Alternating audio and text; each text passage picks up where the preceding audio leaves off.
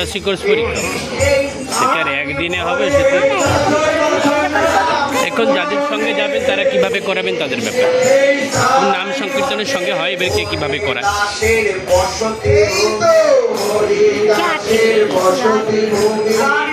আগে গৌরমণ্ডল পরিক্রমা করুন তারপরে যাবেন।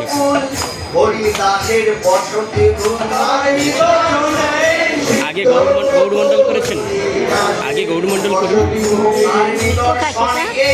নবদ্বীপ থেকে করায়, নবদ্বীপ থেকে করায় গৌরমণ্ডল পরিক্রমা।